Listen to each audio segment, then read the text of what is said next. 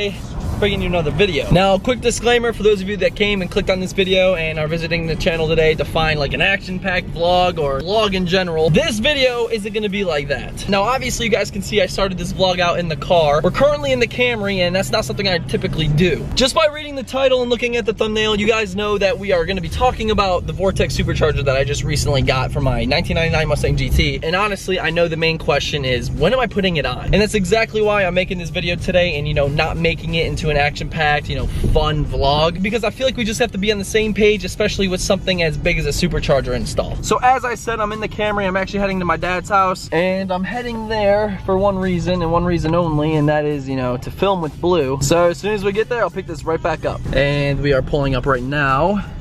Let's hope my Mustang isn't like blocked in by anything. Nope, she's not blocked in. And everybody seems to be outside. All right, so we got Blue here. We're gonna start her up, take her for a little cruise, and then we're gonna go to an OG spot. Oh, it's locked. So we're gonna hit an OG spot so I can go ahead and jump right on into this video. All right, let's hope she starts.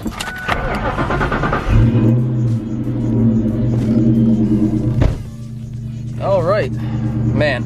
Loving that clutch. All right, so as I said, everyone, I'm now in the car. I'm heading to a good old filming spot that I've always gone to film some videos. And from there, everyone, we're just gonna jump straight into the video, and I have a lot of information for you guys. So yeah, here we go.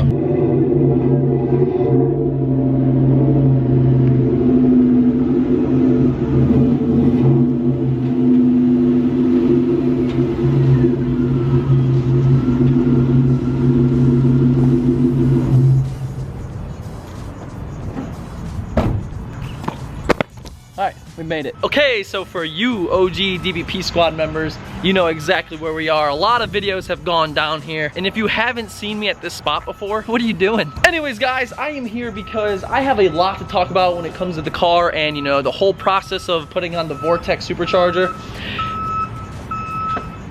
Why? And I feel like I haven't mentioned, you know, what's going on exactly with that, because for those of you that know cars and, you know a 2-valve especially, it's not like... This guy's killing me. As I was saying, the 4.6 liter 2-valve is nothing like the newer gen Mustangs, you know, with the 5.0s, also known as the Coyote motors. So what I mean by that, to dumb it down, you cannot just take a blower, slap it on this motor, and you're good to go. There's a lot of other pieces you need. So with that, I'm gonna go ahead and explain to you exactly what I'm talking about. But first, we must open up the hood.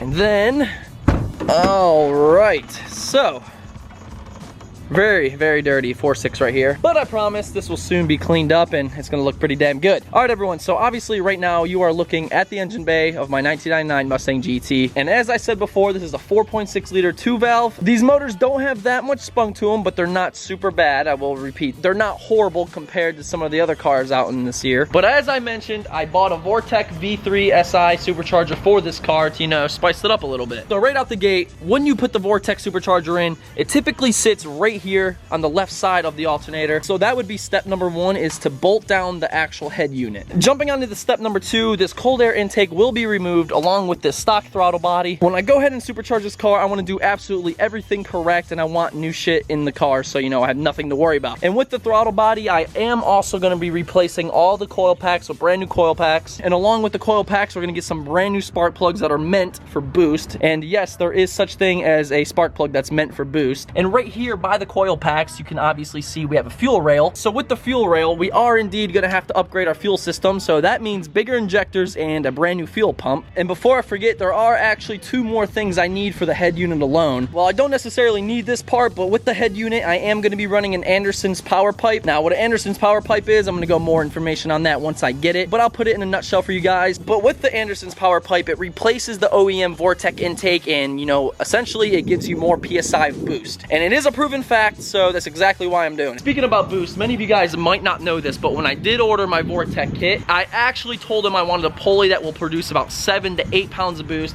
because for that specific reason. And speaking about boost again, with the Vortex, everybody seems to think that it comes with an intercooler. Now, Vortex version of a intercooler is called an air to water aftercooler, and pretty much it's just a big box, and, you know, air goes in and gets cooled by water, and it gets slammed right down into the manifold, and that's where all the high compression of air is called boost, and that's how you go faster. But with the Vortex kit I bought, I actually did not want the air to water cooler, because honestly, I just think it's kind of pointless. Now, I'm not sitting here bashing or anything. I just simply wanted to run an intercooler setup. So yes, everyone, we are running an intercooler setup on this as well, and I highly recommend that. Now, some of you might know this. You don't need an intercooler. Again, I highly recommend it because that's where heat soaking is gonna come into play. Now with the Vortec, as I said, you typically have the intake, and if you don't run an intercooler, you can actually run it straight into the throttle body. But when you have that much compressed air going from the blower into the throttle body, that air gets super hot. And that's where this term heat soaking comes into play, because if you do a lot of pulls with the car,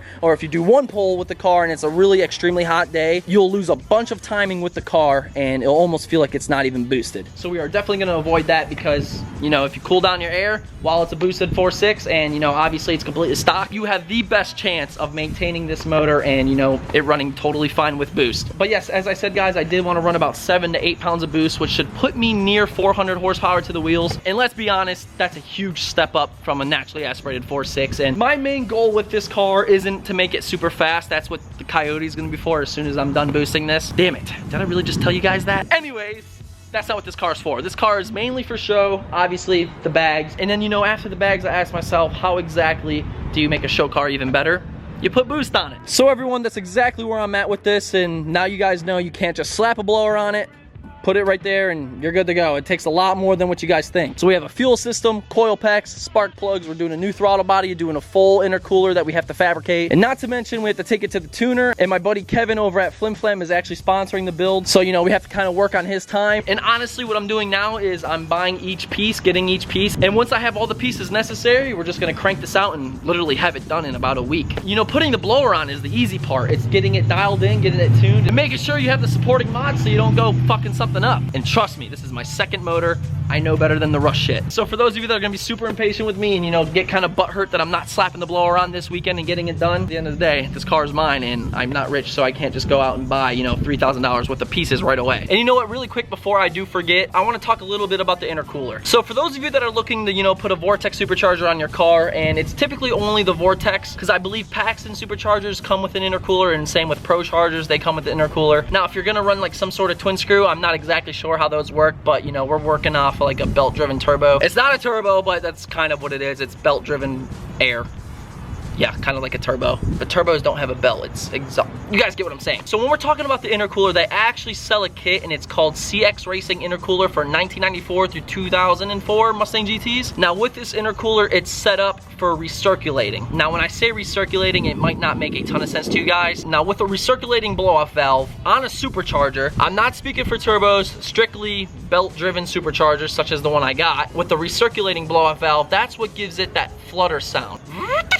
That kind of noise. And the one bad thing about a recirculating blow-off valve set up with that intercooler, it doesn't do really well with these cars and that blower. So we have to go and refab the whole entire kit to an atmospheric blow-off valve. And that kind of sounds like this.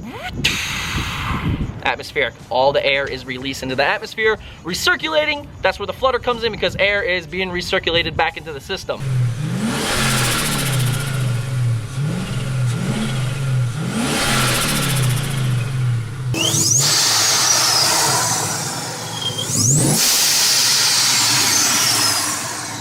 So the reason why I'm telling you guys this is because, for one, this is something you can't rush. It takes a lot of time. You have to relocate the blow-off valve. You have to relocate a PMAS. You have to do a bunch of shit, honestly, for this to work properly. So, yep. That's that, everyone. So as I said, guys, this video isn't gonna be like, you know, a hyped up vlog or, you know, a vlog in general. I know many of you guys have been wondering, where's the supercharger? Why isn't it installed yet? And honestly, I'm still gathering all the pieces I need. And I kind of just educated you guys on a lot of things that you might not have known. And at the end of the day, I honestly just want to do this right. I want no problems. I want no blown motors. I just want a nice, quick, bagged and boosted new edge. So yeah, I'm excited though because I got insane news that I know that you don't know about. Some people might know about it. My close friends, that is, but that's for another video. Well, there you have it, guys, a little update on what exactly is going on with that supercharger I bought for the car.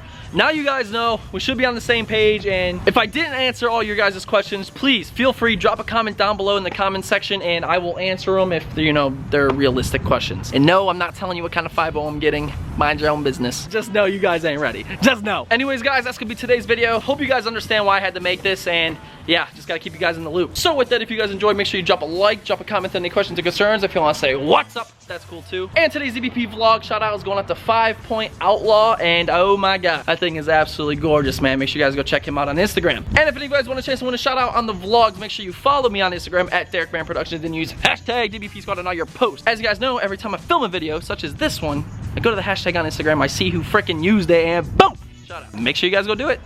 I mean it. Again, guys, thank you so much for watching and understanding. Blue will be boosted here shortly, and Mustang Week, it's gonna be litty. Yeah, I said it. I said litty. What are you gonna do? You gonna comment down below? Derek, never say litty again. Too fucking bad. Video dropping Friday, be there. But until next time, we'll see you later. Blow up. I don't even understand how the fuck my plug talk.